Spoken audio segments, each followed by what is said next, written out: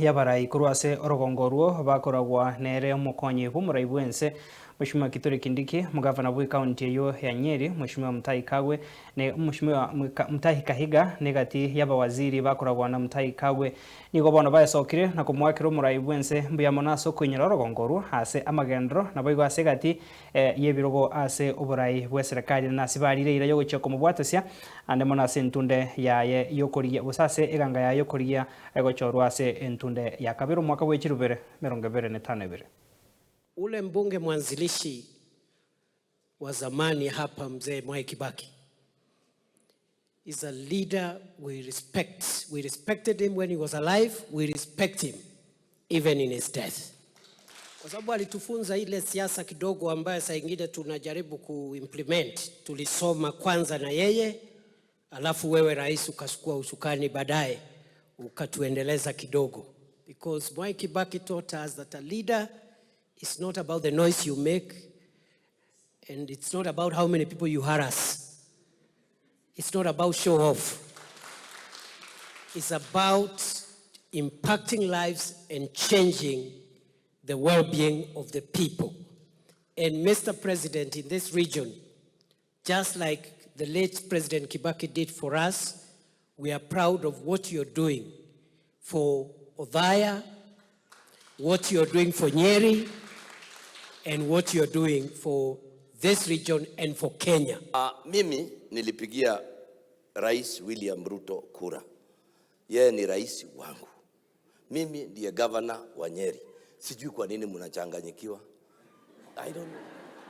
Sababu mimi nilimpigia kura, akawa rais. Na nyinyi mimi sijasikia rais mwingine. Kwa hivyo mimi bado niko na rais. Your Excellency, as kulingana tuliongea na wewe juzi, ukaniambia ulipoangalia rekodi, the last time you checked the records, mimi nilikuwa member ya UDA, full paid up. Si ni kweli? Sasa nashangaa watu wakiongea mambo mengi, sijui nini. I am still a member of UDA. Yeah, that's a fact. Ile mambo tumepata yako nikaanza kusema hapa ni mingi sana. Na wakati watu walikuja hapa, niseme ukweli, watu wa opposition na wale tunashindana na wao huko, nawaambia akienda kwa watu, in fact nawaambia mkienda kwa watu abieni watu ile kitu serikali iliahidi watu wa Othaya haijafanya, na hakuna kitu wanasema, sababu ile vitu watu wa Othaya waliahidiwa na His Excellency sote zinaendelea.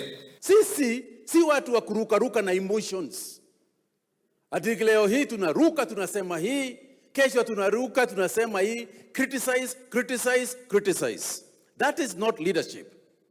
Mimi si watu wamesimama hapo wanasema vile walipigia Rais Ruto kura.